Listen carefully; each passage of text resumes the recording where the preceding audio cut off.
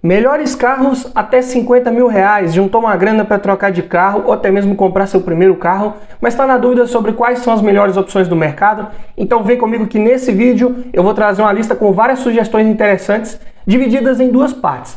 Na primeira parte falarei de carros mais voltados para um uso urbano, então carros mais compactos, mais econômicos. Na segunda parte falarei de carros um pouco mais espaçosos, mais confortáveis, mais bem equipados, voltados para um uso de lazer, para viagens mais longas. Então se você já é raiz aqui no canal, já vai deixar aquele like na confiança, porque sabe que o conteúdo vai ser de qualidade. Mas se você está chegando aqui agora, guarda o like, espera para aquela hora que chegar aquela sugestão bem interessante que você falar, opa, é esse carro aí, você deixa seu like. Senão, a gente tenta no outro vídeo também, sem problema. E para você que não me conhece, eu sou o Paulo Silva e esse é o Bate-Papo Automotivo.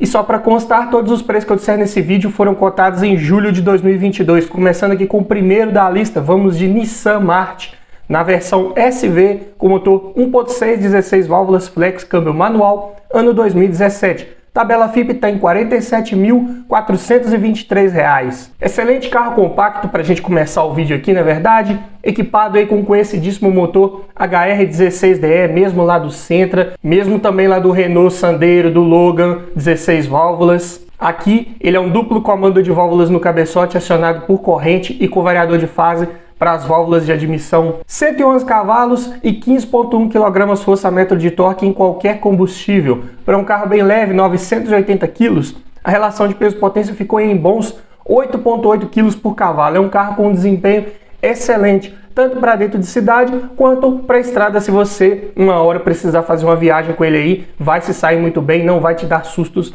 nas retomadas e nas ultrapassagens. Câmbio manual de 5 marchas, bons engates, bem característicos aí da linha Nissan. Porta-malas é pequeno, 265 litros de capacidade, mas estamos falando aqui de um carro urbano para você deslocar no dia a dia, ir para o trabalho, fazer as compras do mês e é só. Pneus nas medidas 185, 55, 16, aro 16 aqui, os pneus podem ser um pouco mais caros, fique ligado nesse detalhe.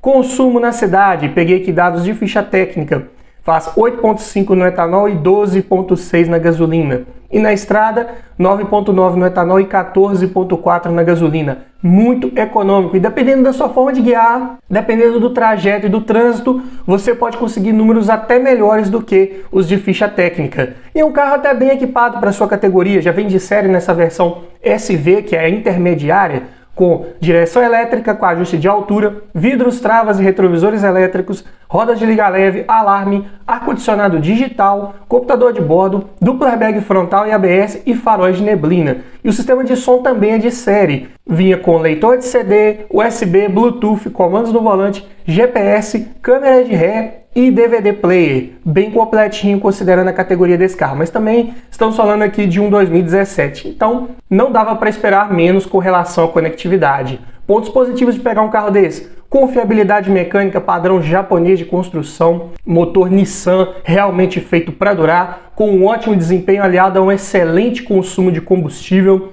É um carro com um bom espaço interno, salvo as devidas proporções, obviamente. Tem que ressaltar que estamos falando aqui de um hatch compacto, assim como o acabamento também é bom considerando os seus concorrentes, ao mesmo tempo em que é um carro de dimensões externas bem compactas, então fácil para deslocar no trânsito, fácil para encontrar vagas para estacionar, o que é uma vantagem pensando em um carro para um uso urbano. E por essas e outras razões, pode ser uma boa opção de custo-benefício. Você pega o March, olha só, 2017, com vários equipamentos interessantes, abaixo dos 50 mil reais.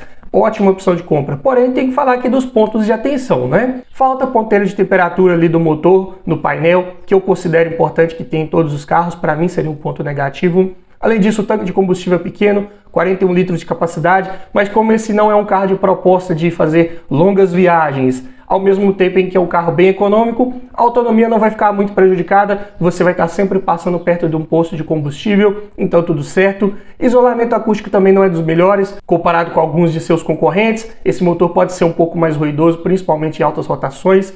Porta-malas bem pequeno, é um carro que não é homologado para receber reboque traseiro, então não dá para levar uma carretinha com esse carro. Pneus de perfil baixo, pode ser um pouco desconfortável se você mora em cidades com ruas não muito bem pavimentadas, ruas de paralelepípedo. Pode ser um carro de batida de suspensão um pouco mais seca. E é um carro mal avaliado pelo Lat NCAP, então não é dos mais seguros em caso de colisão. Mas vamos aqui para o segundo da lista, falando agora de um Ford Ka SE Plus 1.0 12 válvulas flex, câmbio manual, ano 2018. Esse aqui também pode ser uma excelente opção de compra. Recentemente um primo meu comprou um carro desse, trabalha de táxi. Aproveitei para ir lá dar uma olhada, dar uma volta no carro. E eu digo que se encaixa muito nessa proposta de ser um carro urbano para você utilizar até no Uber ou no táxi. Excelente opção de compra. Tabela FIP dele está em R$ 47.036. Aqui equipado com o TI VCT, duplo comando de válvulas no cabeçote, acionado por correia dentada de longa duração, com variador de fase para os dois comandos, né? Então admissão e escape tem variação de abertura de válvulas e é um 3 cilindros. Mesmo assim gera bons 80 cavalos na gasolina e 85 no etanol. Torque de 10.2 kg na gasolina e 10.7 no etanol. Números excelentes para um carro de 1.007 kg. Para um hatch compacto até que ele está um pouco pesadinho, né? Mas a relação de peso-potência ainda ficou aceitável, 11.8 kg por cavalo. Aqui eu digo que é um carro que você tem que ter um pouquinho mais de paciência com as retomadas de velocidade dele, mas no trânsito urbano ele vai se sair muito bem, porque aqui ele é equipado com câmbio manual de 5 marchas IB5, de bons engates, justos, precisos, não vai te cansar muito aí ao longo do dia, principalmente se você trabalha com o veículo. Mas o porta-malas também é bem pequeno, 257 litros de capacidade, menor que o do Marte. Então, é as compras do mês e bagagens de 1 a 2 pessoas e olhe lá. Pneus nas medidas 175/65/14, medidas bem comuns aí para aro 14, sem problemas para encontrar pneus para esse carro. Consumo na cidade, 9.3 no etanol e 13.2 na gasolina, muito econômico. E na estrada mais ainda, né?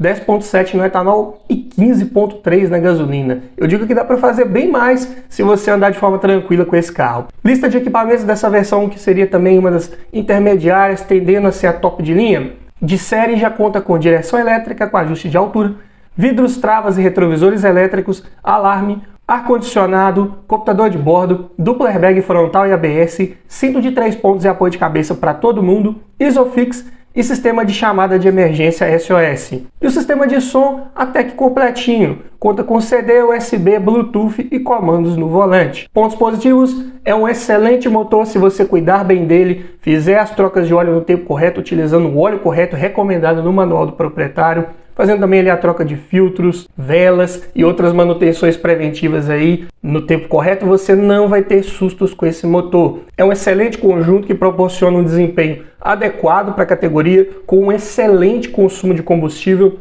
É um carro que ao mesmo tempo tem uma boa dirigibilidade, direção elétrica bem confortável, fica mais pesadinha se você aumentar a velocidade, te passa segurança, te passa confiança ao fazer curvas, ao mesmo tempo que a suspensão também te passa essa segurança porque ela é de calibragem mais neutra, mantendo uma boa estabilidade sem perder em conforto. É um carro também, ao mesmo tempo, bem confortável a rodar, o que é interessante. E também é um carro bem compacto, de dimensões externas mais reduzidas, então assim como o Marte, você também vai conseguir se deslocar no trânsito com ele com mais facilidade, encontrar vagas para estacionar também da mesma forma. Porém, pontos negativos aqui, porta-malas bem pequeno, falta o ponteiro de temperatura no painel também, acabamento e isolamento acústico são fracos, mas estamos falando aqui de um carro compacto, não espere algo muito melhor que isso. Não é homologado também para receber reboque, assim como o Marte. Os pneus são de perfil um pouco baixo, apesar da suspensão filtrar bem as irregularidades do solo, mas os pneus acabam jogando um pouquinho contra. É um carro também mal avaliado pelo Lat NCAP, então em caso de colisão não é dos mais seguros. E pelo fator Ford, né, pela sua montadora ter desativado suas linhas de produção aqui no Brasil, esse carro pode ter uma tendência a se desvalorizar um pouco mais frente a vários de seus concorrentes. Mas você procurando bem, encontrando um carro desse aí num preço interessante, pode ser uma ótima opção de compra com certeza, pensando no custo-benefício. Vamos para o terceiro da lista, Chevrolet Prisma LTZ 1.4 8 válvulas flex, câmbio manual, ano 2014. Tabela FIP, R$ 48.965. Aqui, para você que quer um carro urbano, mas precisa de mais porta-malas, né? Aqui ele é equipado com motor GM Família 1, comando simples no cabeçote acionado por correia dentada, construção também mais robusta, peças baratas, o que é um bom ponto positivo. Potência de 98 cavalos na gasolina, 106 no etanol, torque de 2,9 kg na gasolina e 3,9 no etanol. Para um carro de 1.079 kg, a relação de peso-potência ficou em 10,2 kg por cavalo. Tem um desempenho legal, adequado, pensando na carroceria desse carro. Câmbio manual de 5 marchas, F15 5WR, bons engates, leves, justos, precisos, não tão precisos quanto um Volkswagen, por exemplo, mas é um câmbio muito bom de conduzir no dia a dia, não cansa. Porta-malas excelente, 500 litros de capacidade, dá até para viajar com a família com esse carro, dá para levar bagagens de 4 ou 5 pessoas sem maiores problemas. Pneus nas medidas 185, 65, 15, bem comuns aí também de encontrar para aro 15. O consumo na cidade fica em 8 km por litro no etanol e 9,1 na gasolina. Na estrada 11 no etanol e 14,3 na gasolina, olha que curioso. Na estrada, ele no etanol é mais econômico até que o K com motor 1.0 3 cilindros. Porém, na cidade, ele acaba gastando mais combustível, principalmente na gasolina. Então, para cada proposta, para cada necessidade sua, um carro vai atender melhor que o outro, com certeza. E a lista de equipamentos aqui dessa versão top de linha, né, a LTZ, já conta de série com direção hidráulica com ajuste de altura, vidro elétrico nas 4 portas, travas e retrovisores elétricos, alarme, rodas de liga leve, ar-condicionado, computador de bordo, duplo airbag frontal e ABS, faróis de neblina e sensor de estacionamento traseiro. E o sistema de som já é a central multimídia, né, a central MyLink de primeira geração, conta com leitor de CD, conexão USB e Bluetooth, e tinha opcional de câmera de ré. Os pontos positivos aqui são a robustez e confiabilidade mecânica desses motores aí da linha GM Família 1, dispensa comentários, peças baratas, fáceis de encontrar, baixa complexidade mecânica. Além disso, com um ótimo consumo de combustível, principalmente na estrada, se você precisar eventualmente fazer viagens com esse carro. Além disso, tem um bom desempenho, como mostrei aqui em números. O porta-malas é excelente, maior que muitos sedã médio aí do mercado. Bom espaço interno, salvo as devidas proporções, né? Estamos falando aqui de um sedã compacto, mas dá para levar 2 adultos ali no banco de trás com certo conforto. E além disso, é um carro bem valorizado, bem procurado no mercado de usados hoje em dia. Então, muito provavelmente você comprando um carro desse agora, você não vai perder muito valor com ele quando quiser vendê-lo daqui a 2, 3 anos, mais ou menos. Porém, pontos negativos aqui tem que falar. Ele utiliza step de uso temporário. Se você se incomoda com isso, então é algo para ficar atento. Além disso, o ajuste de altura do banco do motorista só muda a inclinação do assento, ele não eleva e abaixa o assento como um todo. Então é um pouco mais difícil de encontrar a melhor posição ao guiar com esse carro. Não tem ajuste de profundidade da coluna de direção, dificultando ainda mais um pouquinho. É um banco que mesmo na altura mais baixa, né, na configuração mais baixa possível, ainda assim, se você tem mais de 1,80 ou 1,85 de altura, esse banco ele é um pouco alto, pode prejudicar um pouco a sua visão ali na linha do teto. Além disso, acabamento não é dos melhores, mas também não podemos exigir muito de um carro da categoria dos compactos. É plástico duro para todo lado mesmo. Os bancos têm um tecido ali condizente com a categoria e é só. Visibilidade traseira também não é das melhores por ter um porta-malas bem grande. A tampa traseira ela é um pouco mais alta, como vários sedãs aí da GM dessa época. O Cobalt também tem o mesmo problema. Então a vigia traseira, né, o vidro lá traseiro, ele não proporciona uma boa visibilidade. Além disso, o puxador de porta, né, ali das portas dianteiras, ele é bem deslocado para baixo. Isso aí na primeira geração do Onix e nesse Prisma aí também, né, de 2013 a 2016, tem esse problema, você abaixa bem a mão para poder puxar a porta. Na hora de abrir a porta, a maçaneta está cá em cima e o puxador de porta está lá embaixo. Foi no mínimo estranho fazer isso. Os 2017 em diante já foram corrigidos esse problema. É um carro que oferece pouco pelo que você paga, né? Você vai estar pagando pela valorização do mercado, pela procura dele, pela facilidade de revenda. Mas vamos aqui para o quarto da lista para você que precisa de uma caminhonete para trabalhar. Vamos de Fiat Strada Adventure Locker, cabine dupla 1.8, 16 válvulas, flex câmbio manual, ano 2012. Essa aqui é a Strada que dá para levar 4 passageiros. Tabela FIP R$ 48.922. Equipada aqui já com motor e-torque, de comando simples no cabeçote acionado por corrente. Então, uma manutenção a menos para você se preocupar. Potência de 130 cavalos na gasolina, 132 no etanol. E o torque de 18,4 kg na gasolina e 18,9 no etanol. Em números pode ser até que impressiona.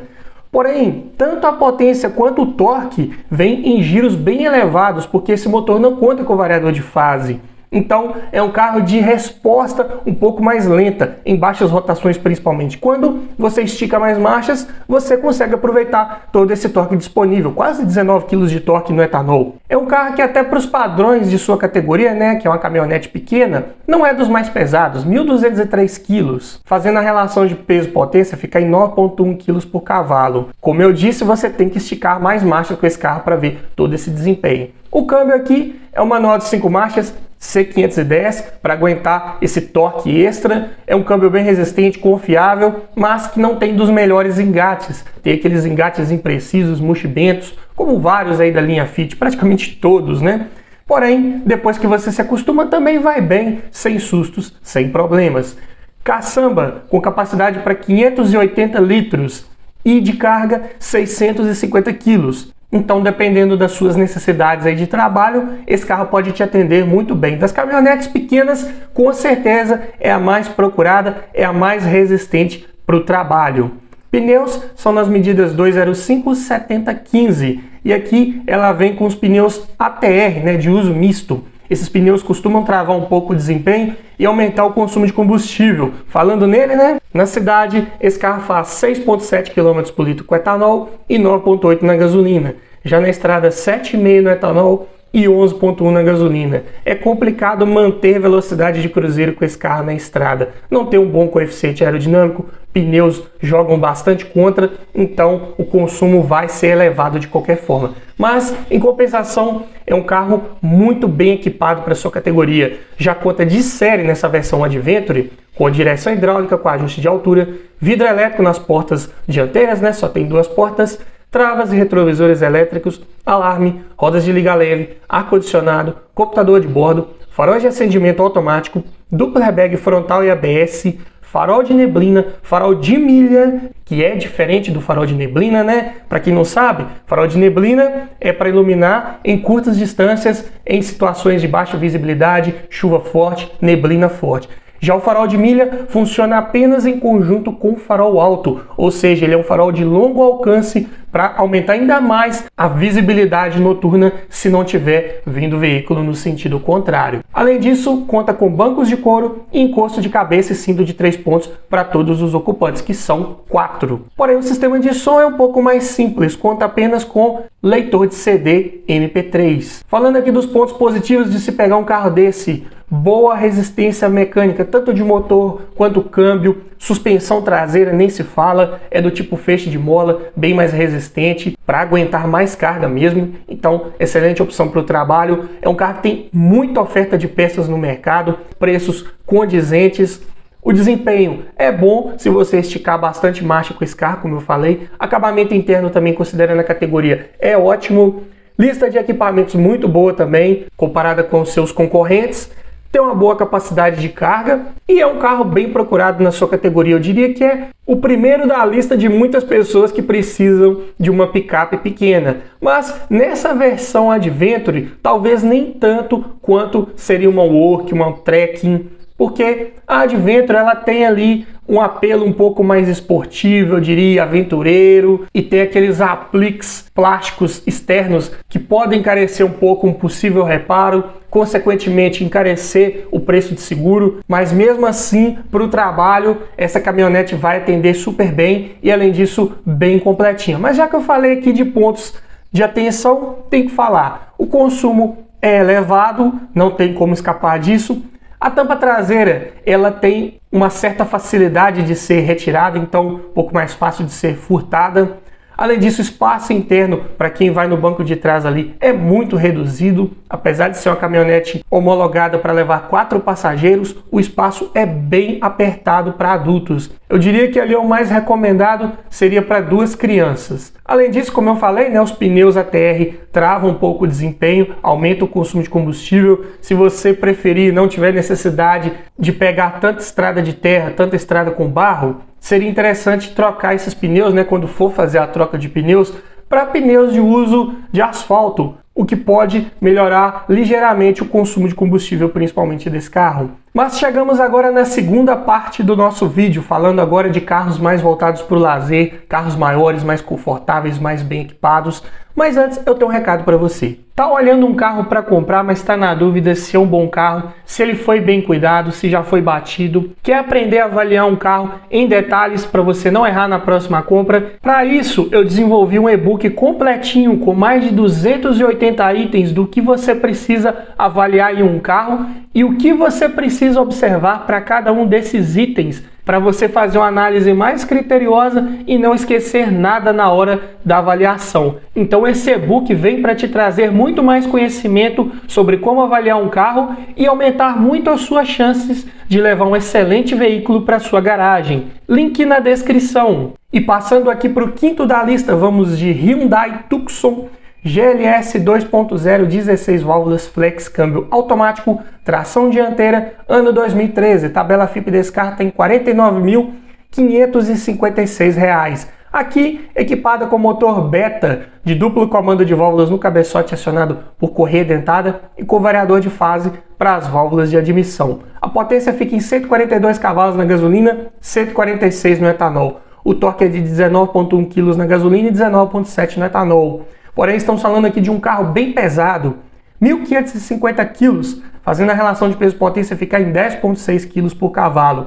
Em números parece que não é dos piores, mas o câmbio acaba amarrando bastante esse desempenho, porque aqui ele é um automático convencional de 4 marchas, ele é o F4A42, acoplado ao motor por conversor de torque. Então esse cara tem uma saída de semáforo um pouco mais lenta, assim como retomadas de velocidade um pouco mais lentas, porque esse câmbio prioriza mais o conforto, a suavidade nas trocas de marcha, e isso faz, na prática, o desempenho desse carro ficar pior. Porém, o porta-malas é muito bom, 528 litros de capacidade, excelente, e ainda conta com o rebatimento dos bancos traseiros, podendo aumentar ainda mais essa capacidade de carga. Os pneus são nas medidas 235, 60, 16, são pneus bem largos, proporcionam boa estabilidade, boa segurança ao fazer curvas, mas cobra seu preço, são pneus bem caros.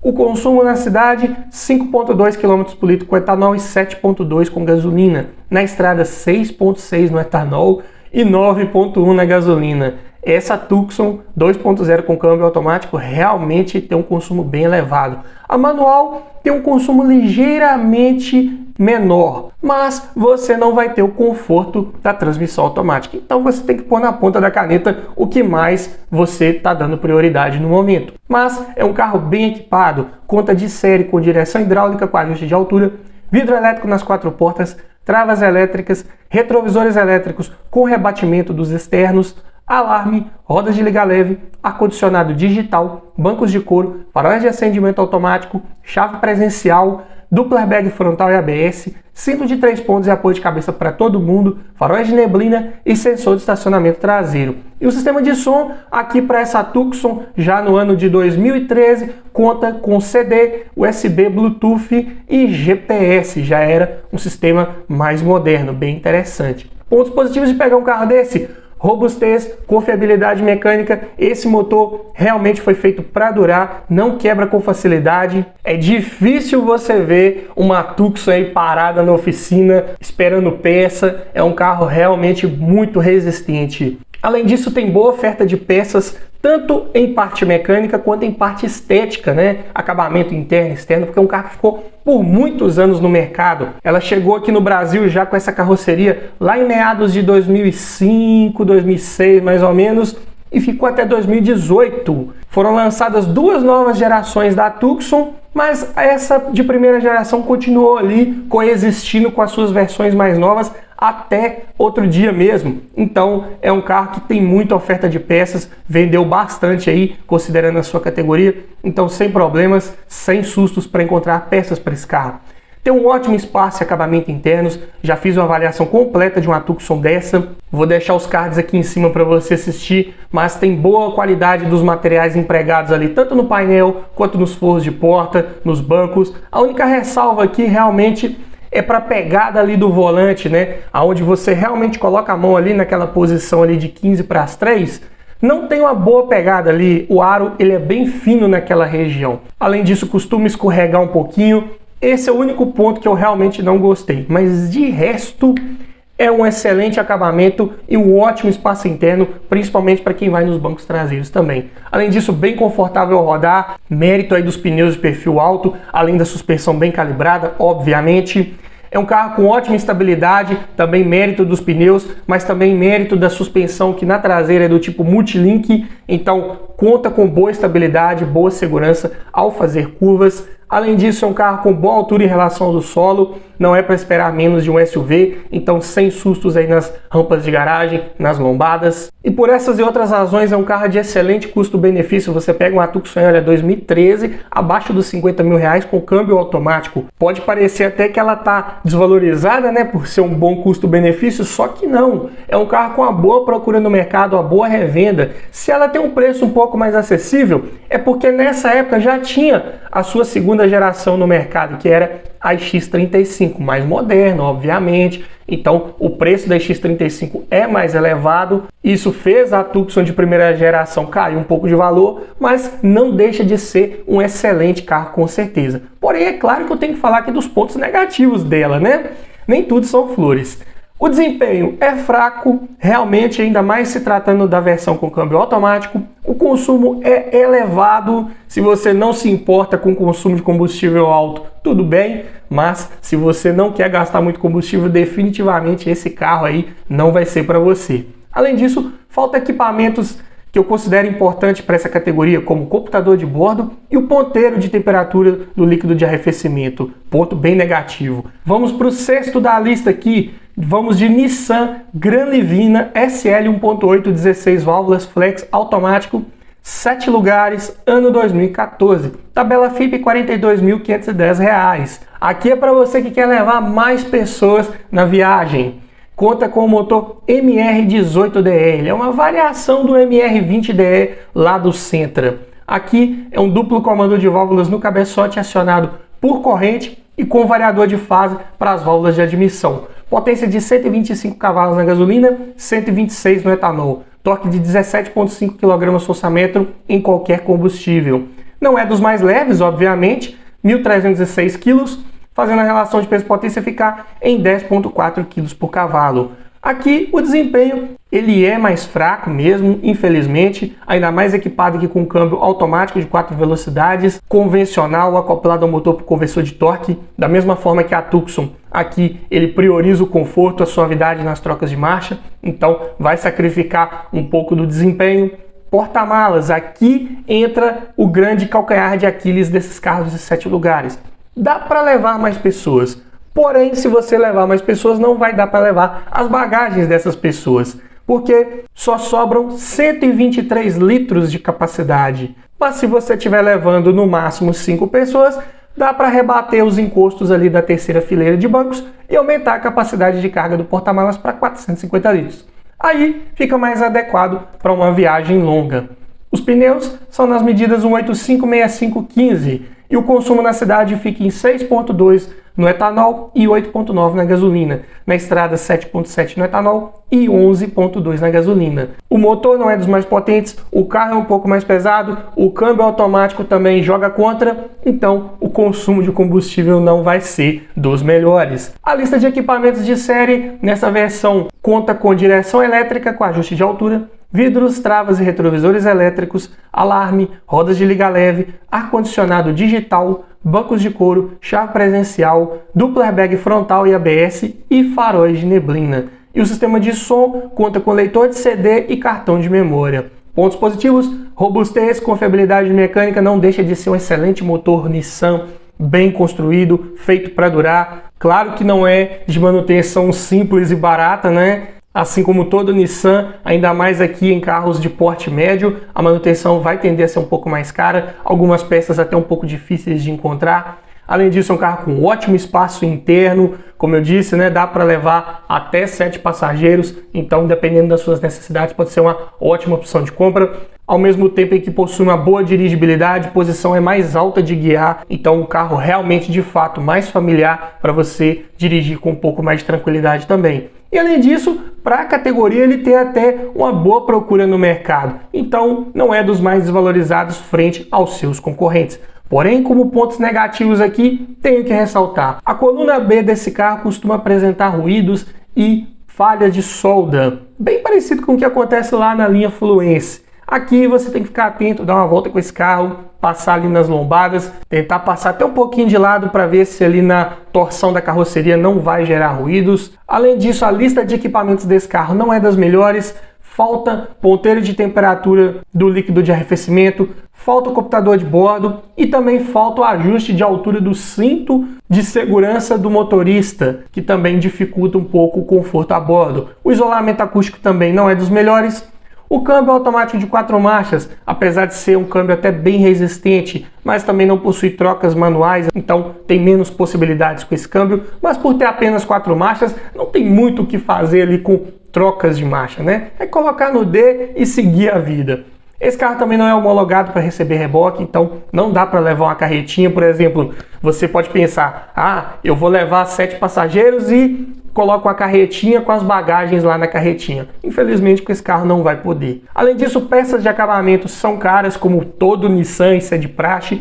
Peças mecânicas também um pouco mais caras. Isso faz o seguro desse carro também tender a ficar um pouco mais elevado. Vamos para o sétimo da lista, já que eu citei o Fluence, né? Vamos aqui de Fluence Dynamic 2.0 16 válvulas flex, câmbio manual, ano 2015. Aqui já é o Fluence pós-facelift, né? Com aquela frente renovada, já com as DRLs, bem interessante. Tabela FIP R$ 49.791. Mas equipado com o mesmo motor de sempre, né? O MR20DE, mesmo do Sentra, de duplo comando de válvulas no cabeçote acionado por corrente e variador de fase nas válvulas de admissão.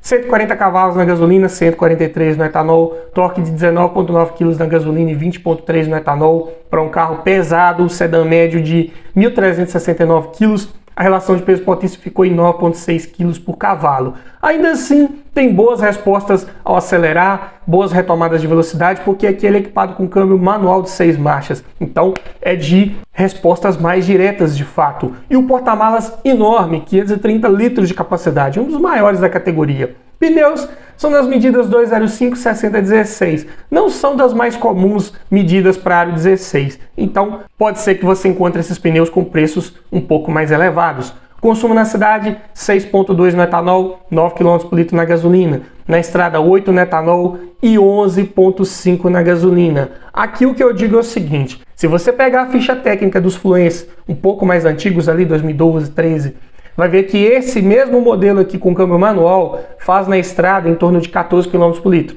Tá lá na ficha técnica, é só olhar. Aqui já está falando que ele faz 11,5 e é o mesmo carro. Teve uma pequena mudança estética, mas o peso é o mesmo, o motor é o mesmo, não mudou absolutamente nada na relação peso-potência. Então, o que acontece? Esses dados de ficha técnica são obtidos através de testes rigorosos em situações de trânsito real para tentar mostrar ali o mais fielmente possível quanto aquele carro vai gastar de combustível. Porém, esses testes podem sofrer alterações ali ao longo do tempo. E aqui não foi diferente com o Fluence. É o mesmo carro, mas em testes em épocas diferentes deu consumos aqui bem diferentes. Eu digo que isso aí é na prática. Você pegando um carro desse, na estrada, andando de forma tranquila, visando antecipar o tráfego à frente, você consegue ali médias em torno de 12, 13, talvez até 14 km por litro com gasolina. Ou seja, é um consumo condizente com um sedã médio, motor 2.0 e mais de 1.300 kg de peso. E além disso, é um carro muito bem equipado, um dos mais bem equipados da categoria. Ele já conta de série nessa versão Dynamic, que é uma das de entrada, com direção elétrica com ajuste de altura e profundidade, vidros, travas e retrovisores elétricos, alarme, rodas de liga leve, ar-condicionado digital de 2 zonas com refrigeração para o porta-luvas e saída de ar para o banco traseiro, computador de bordo, controlador de velocidade com limitador, faróis e limpadores de acionamento automático, luzes de rodagem diurnas DRLs, chave presencial do tipo cartão, 4 airbags mais ABS com EBD, cinto de 3 pontos e apoio de cabeça para todo mundo e faróis e lanternas de neblina. E tinha ainda o opcional de bancos de couro. E o sistema de som também bem completinho considerando o ano do carro. Conta com CD, USB, Bluetooth e comandos no volante. Pontos positivos, confiabilidade mecânica, mesmo padrão construtivo dos motores lá da linha Nissan, motor também feito para durar se você cuidar bem dele, obviamente. Não tem aquela troca preventiva de correia dentada, então uma coisa a menos para você se preocupar. É um motor de ótimo desempenho aliado a um consumo de combustível também condizente com a sua potência. É um carro com excelente porta-malas, mais de 500 litros de capacidade, muito bom para um sedã médio, dá para levar bagagens da família inteira. Além disso, é um carro com uma excelente lista de equipamentos, potencializando ainda mais a conveniência a bordo e o custo-benefício. Além disso, um carro com ótimo espaço e acabamento internos também, pré-requisitos de quem está pensando num carro mais familiar para fazer longas viagens. É um carro também confortável ao rodar, suspensão bem calibrada e por essas e outras razões é uma excelente opção de custo-benefício frente a concorrentes aí como Corolla, Civic, Jetta. É um carro de preço bem menor e que entrega até mais em equipamentos. É claro que é difícil bater a confiabilidade mecânica de um Corolla, de um Civic e também a facilidade de revenda. Infelizmente o Fluence vai tender a ter uma desvalorização um pouco mais elevada. Mas, se você não estiver pensando muito nisso, pode ser uma boa opção de custo-benefício para você, com certeza. Mas, falando aqui em pontos negativos, o Fluence tem aquele clássico problema de infiltração de água no módulo do ABS, sempre falo aqui nos vídeos, tem como fazer uma proteção para isso não acontecer, tem vários vídeos aqui no YouTube ensinando. Além disso, relatos de estalo na coluna B, falha de solda também, bem comum de acontecer no Fluence. É um carro com certo alto índice de roubo, algumas peças externas são um pouco mais caras, então o seguro pode ser um pouco mais elevado.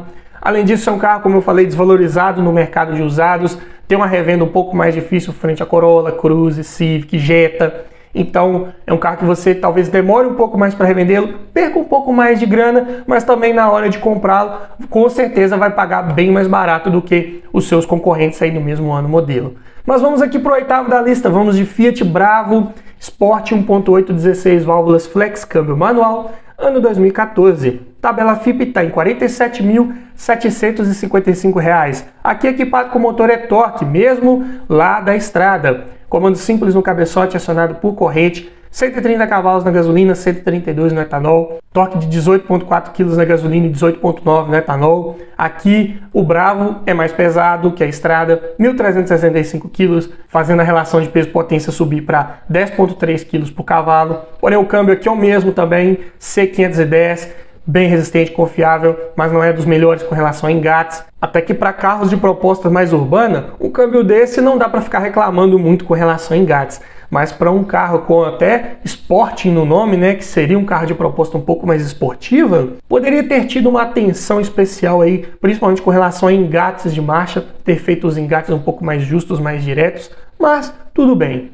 Porta-malas 400 litros de capacidade, adequados aí para um hatch médio, pneus nas medidas 215, 45, 17, perfil baixo, ao mesmo tempo aí que são largos, aro grande, então pneus mais caros. Consumo na cidade 6,5 no etanol, 9,1 na gasolina. Na estrada 7,6 no etanol e 10,8 na gasolina. Também é um carro de consumo elevado, mas bem equipado. Nessa versão Sport conta de série com direção elétrica com ajuste de altura e profundidade, vidros, travas e retrovisores elétricos, alarme, rodas de liga leve, ar-condicionado com porta-luvas refrigerado, computador de bordo, controlador de velocidade, teto solar elétrico panorâmico, duplo airbag frontal e ABS, cinto de 3 pontos e apoio de cabeça para todo mundo, faróis de neblina e Isofix. E como opcionais ainda dava para equipar essa versão Sporting com ar-condicionado digital, bancos de couro, faróis e limpadores de acionamento automático, retrovisor fotocrômico, rebatimento dos retrovisores externos e sensor de estacionamento dianteiro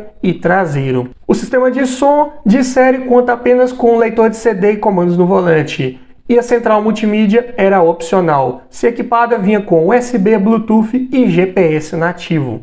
Pontos positivos de um carro desse: confiabilidade mecânica, motor bem resistente, que equipou por anos vários carros aí da linha Fiat, então com boa oferta de peças no mercado, não são caras, então tranquilo de manter um carro com esse motor.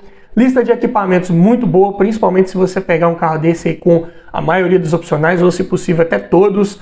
Além disso, com um ótimo acabamento interno, a Fiat estava dando uma caprichada no acabamento aí nessa época, frente aos seus concorrentes, obviamente, tem bons materiais empregados ali. É um carro com boa estabilidade, boa segurança ao fazer curvas, mérito da boa calibragem de suspensão e um porta-malas na média para a categoria condizente, dá para levar bagagens aí de 3, 4 pessoas sem maiores problemas. Porém, os pontos negativos de um carro desse, primeiro aqui, é o desempenho fraco, principalmente em baixas rotações, como eu falei lá sobre a estrada. Esse motor não conta com variador de fase, nem para as válvulas de admissão, nem para as de escape, então você tem que esticar mais marchas para ver todo esse desempenho aparecer aí. E isso faz o consumo de combustível dele ser mais elevado. Além disso, evite as versões com câmbio automatizado, o Dualogic, que tem um histórico maior de defeitos crônicos, de problemas que geralmente são caros de resolver. Então, pegue um carro desse sempre com câmbio manual para evitar maiores dores de cabeça, evitar gastos extras inesperados. Além disso, não tem dos melhores espaços internos, principalmente para quem vai nos bancos de trás. A visibilidade traseira é limitada, é reduzida. É um carro com a linha de cintura mais alta, uma vigia traseira pequena. Então, fique atento nas manobras, nas balizas que você for fazer. É um carro com peças de acabamento, principalmente mais caras um pouco, então isso pode tender o seguro desse carro a ficar mais elevado, e por essas e outras razões é um carro mais desvalorizado no mercado frente aos seus principais concorrentes. Mas para você que fica até o final dos nossos vídeos, sabe que sempre tem um bônus, sempre vem um carro extra aqui na nossa lista, né? Então vamos para o nono, Honda Accord EX 2.0 16 válvulas VTEC, gasolina, câmbio automático, ano 2011. Accord, né? É um carro até um pouco esquecido aí pelo mercado, não é muito lembrado, mas nessa versão aqui, nessa configuração, pode ser uma boa opção de custo-benefício. Começando aqui pelo preço, na tabela FIPE esse carro tem R$ 49.430. Aqui ele é equipado com o motor R20, que é basicamente o mesmo motor do Civic 2.0, né, o G9. É um comando simples no cabeçote, acionado por corrente e com variador de fase para as válvulas de admissão. Aqui ele é o variador do tipo VTEC, obviamente. A potência, 156 cavalos e torque de 19,3 kgfm. Estamos falando aqui de um motor apenas a gasolina. É um sedã grande, pesado, de 1.472 kg, mesmo assim a relação de peso-potência ficou em 9,4 kg por cavalo. É claro que tem a versão com motor 3.5 V6, bem mais potente, mas aqui eu resolvi trazer essa configuração voltada para uma manutenção um pouco mais barata, para um custo-benefício um pouco melhor. O câmbio aqui é automático de 5 velocidades, convencional, acoplado ao motor por conversor de torque, então as trocas de marcha são feitas de maneira suaves, sem trancos. Esse câmbio ele é bem mais resistente do que o câmbio lá do Civic 1.8, obviamente aqui tem mais torque, tem mais potência, mas é um câmbio bem confiável se você cuidar bem dele. Porta-malas tem 453 litros de capacidade, para um sedã até que tá na média, não tá dos piores. Pneus são nas medidas 215, 60, 16. Aqui nessas medidas, infelizmente, tem que preparar o bolso porque são bem caros esses pneus, mas o consumo até que é razoável. Na cidade ele faz 9,5 km por litro e na estrada 14,3. Eu diria que na prática dá para fazer isso aí mesmo, uns 13, 14, se você ficar atento lá com a regulagem da folga de válvulas, né, que esse motor tem que ser feita. Esse carro vai ter um desempenho muito bom, aliado a um consumo de combustível condizente.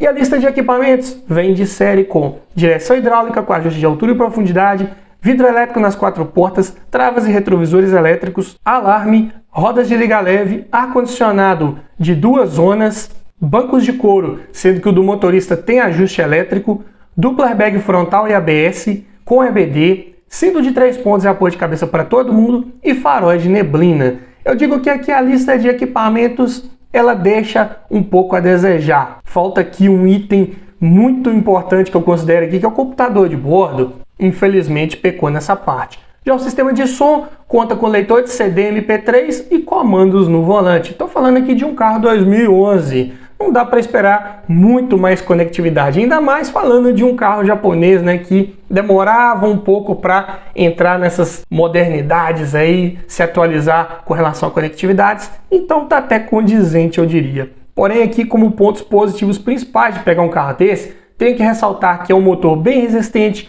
confiável, mesmo lá do Civic 2.0, de manutenção até simples, boa oferta de peças no mercado, sem maiores problemas para encontrar peças, aliado a um bom desempenho, consumo de combustível também razoável, bem confortável ao rodar, é um carro com ótima estabilidade, conta com suspensão independente nas 4 rodas, então sem sustos ao fazer curvas, tem um ótimo espaço e acabamento internos bem superiores ao Civic. Além disso, é um carro com baixo nível de ruído, é essa a proposta, né? Fazer viagens com bastante conforto a bordo. E essa versão 2.0 ela é mais fácil de você encontrar bem cuidada, porque a maioria das pessoas que queriam acelerar mesmo sempre estava buscando aquele motor 3.5 V6. Esses mais potentes vai ser mais difícil de você encontrar eles originais, que nunca foram mexidos. Aqui o 2.0 não caiu muito no gosto de quem queria acelerar mesmo, né? Aqui as pessoas que pegavam esse carro queriam andar de forma um pouco mais tranquila, né? Geralmente, então é mais fácil de encontrar um aí mais original. Porém, como pontos negativos aqui, tenho que falar que as peças de acabamento desse carro são difíceis de encontrar, são mais caras, alguma coisinha ali talvez você vai ter até que importar. Isso faz o seguro desse carro também ficar bem caro e também até um pouco mais difícil de fazer um seguro para esse carro, já tem mais de 10 anos de uso. As seguradoras mais convencionais já começam a não querer pegar um carro desse tipo. Além disso, como eu falei, falta computador de bordo, erro grave de um carro dessa categoria. É um carro bem grande, de dimensões externas bem amplas, então cuidado nas manobras, é um carro que exige mais espaço para manobrar, ao mesmo tempo em que é baixo em relação ao solo, é um carro com entre-eixos maior, então cuidado adicional aí nas lombadas e nas rampas de garagem. Suspensão independente, cara de reparar, como não poderia ser de outra forma, né? Buchas em maior quantidade, buchas você tem que colocar de boa qualidade, são caras, então não tem outro jeito, exige alinhamento preventivo e é um carro com pouca procura no mercado. Como todos aí da categoria dos sedãs grandes, né? Camry, Fusion, Azira, se comparar com os sedãs médios, claro que não são dos mais procurados, mas aqui o Accord, mesmo para sua categoria, também não é dos mais procurados. Os mais procurados aí geralmente são o Fusion e o Azira. Então o Accord tem uma tendência a se desvalorizar um pouco mais frente aos seus concorrentes. Mas me diga você, frente a todas essas sugestões de carros, qual desses você levaria para sua garagem? Ficou faltando algum que eu não trouxe nessa lista? Deixe nos comentários, quero ouvir a sua opinião. E se você gostou desse tipo de vídeo, eu te convido a assistir ao final a playlist que eu vou deixar com vários vídeos nesse formato. Para várias faixas de preços diferentes, já tem o vídeo que você precisa assistir para acabar de tirar suas dúvidas e escolher o melhor carro para sua garagem. Então vai lá, dá uma olhada que tá legal e tá bacana. E é isso aí. Obrigado por assistir, aquele abraço e até o próximo vídeo.